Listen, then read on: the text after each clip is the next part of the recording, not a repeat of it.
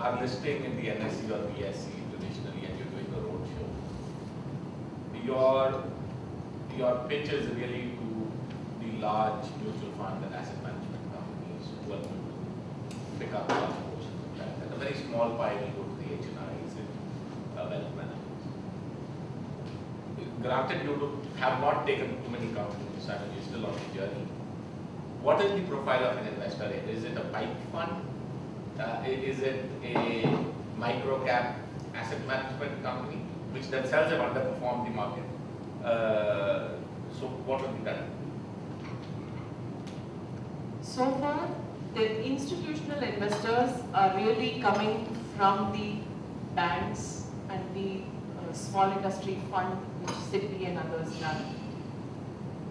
This probably is about 50% of the issue size.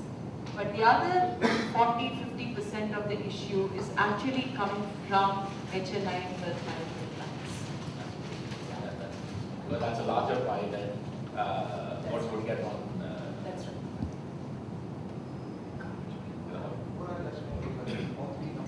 Does the trend indicate that there is an upswing now? Actually, it is very early for me to spot that kind of a trend yet. But what I would say is that through the engagement that we've had, there are about 8 or 10 clusters that we've actually worked with. Clearly some from North, West and South. Certainly, the ones that have, in the first 5 for example, they are predominantly from the West and the South. But it's a very small sample that we're talking about, so it doesn't indicate any trend. It doesn't really indicate a trend. I think when you have the first few listings, and then what kind of ripple effect you see, will probably give a better indication. Listing, I mean, how long does it take for a company to enrich the holder? I mean, do they give dividends immediately or are they companies do not give dividends for a very long period of time?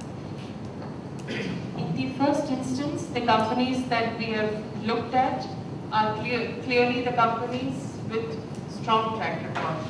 So it would be unusual for a company not to be returning any dividends to their stakeholders in the first year, second year, etc. I don't see that happening in the first set of companies. Because that's what most NASDAQ companies do not give dividends. So. Reasons for you to stay away from an SME that is, though it is performing? There wouldn't really be any such qualitative or judgmental issues. As long as the due diligence is good, the governance, way forward is clear, and the track record is good, there wouldn't be a reason why we would stay away. But I'm just going to pick up a thread on what Rahul talked. Raised the question, Chitra, in your presentation you had mentioned that a number of SMEs approached, they didn't meet the criteria, but they didn't meet your criteria. Okay, so is that a subjective criteria or a quantifiable criteria? It is definitely somewhat quantifiable. But for example, take a simple example. You may be a 15 crore deposit raising company. You don't really need a listing to go out and raise any more, right? Now that's where I said that we want to focus on the real sector. I mean, it doesn't mean that those who are not in the real sector are not, good or they're not up to the mark. It doesn't mean any of that. It is our niche. It is our focus that we want to be able to create value to those in the real sector. So, second, you may meet the profitability criteria, etc., but you may have challenges with wanting to broad-base the board. You may not be meeting the criteria of independent directors on the board. You may not meet today, but you may not even have a path to meet it. So those are challenges. Otherwise, there cannot be any other subjective element.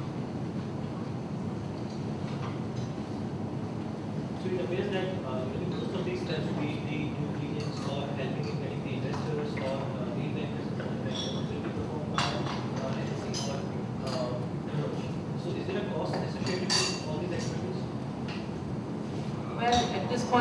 certainly not, because the whole idea is to try and bring down the unit cost for the SME.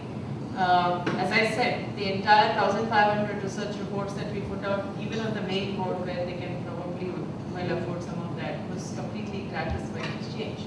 So in a lot of the efforts on the SME, it's really not really something that the exchange charges for.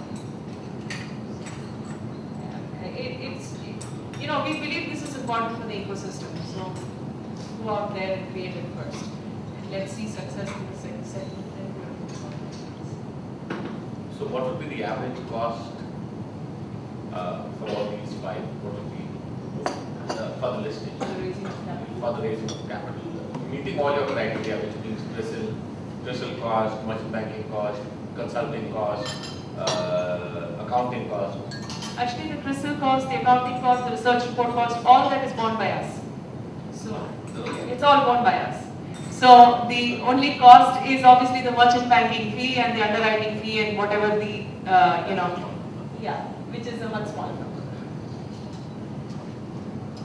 So a person is probably looking at between 3 and 5%. It's definitely under 8.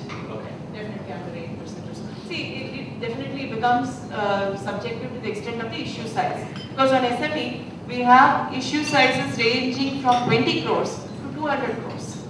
So clearly, you know, when you're at 20 crores, that percentage is a little higher than when you are at 200 crores.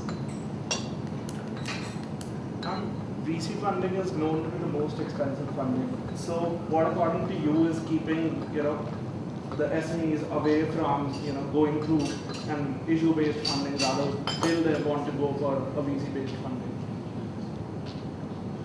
I won't say that I have seen that kind of a preference, right? See, as I explained, there was no option. When the platform is of very recent origin, and people still don't know whether the platform will deliver. So you have to see what happens in the first few issuances. You as a company will see what happens in the first few issuances. And that's where you're going to start thinking about this as an alternative, as a credible alternative. But clearly, our objective is to give you that alternative. So that you're not having to deal bilaterally with, you know, hundreds of potential VCs or, you know, other funds, but you have a way in which you reach out, and the same VCs and others can actually invest through an issuance on the platform as well. Yes, as a byproduct. Which grading would help, as you mentioned. Yes. Lots of people who are doing AIM-listed VC funds. Okay. Do you see down the line you have exchange-listed VC funds? Definitely a possibility, but I think at this point we haven't had serious enough feedback or conversations with the fund investors to understand that. In India, anyway, corporate governance standards are the bar is lot lower, even in public listed. What is it that you are doing, number one? And number two, what is it that would be your advice to folks who are still on that journey? So they're not ready for big time listings, but what would be your advice in terms of what major issues you see around corporate governance for the small issues in the sector? Really, there are only two glaring points that come up in all our discussions when we talk about corporate governance with the sector. The first one is about broad-basing the board, which is really going beyond the promoter group companies on the board. That is just bringing in enough independent directors on the board. So that is a huge challenge on both sides. On the company side, the challenges of trust, of whether there is really value. I mean, why do we need to do this ahead of time? When we are going to list, can we not think about it? Which is that the engagement is about how bringing independent directors can actually help you, you know, in terms of valuable guidance and input to broad base the company's engagement with other stakeholders. So everything need not be only the way the promoter owner sees or runs the company. The second genuine challenge is of finding good independent directors on the to bring on the boards of these companies. And I think that's a challenge not just SMEs, but even main boards are facing today. Because with the tight, onerous responsibilities cast on independent directors, you have lesser and lesser people really willing to come out there.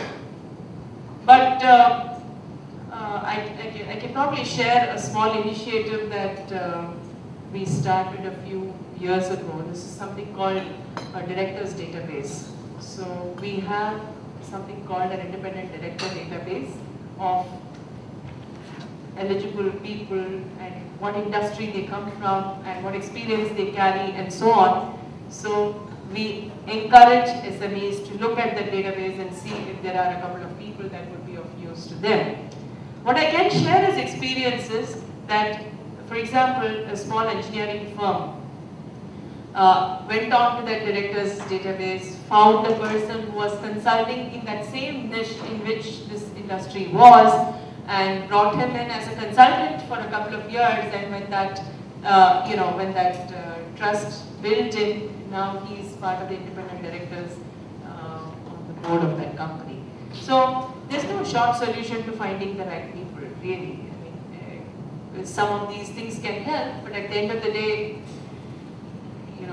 we know our sector, we know our industry best, and we need to just go out and look for the people who can add value.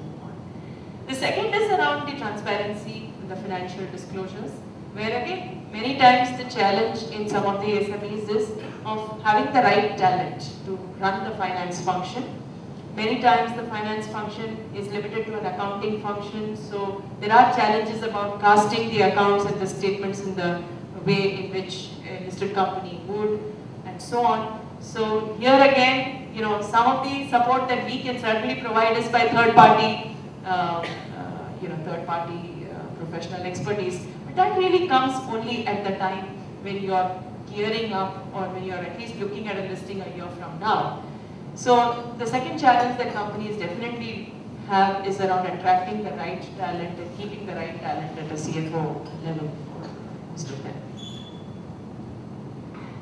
So Chitra, again, when you touched on boards, that's a pretty interesting question, because anyway the pool of board members in India is very small, largely restricted to retired folks from PSUs and or government bureaucrats across different departments.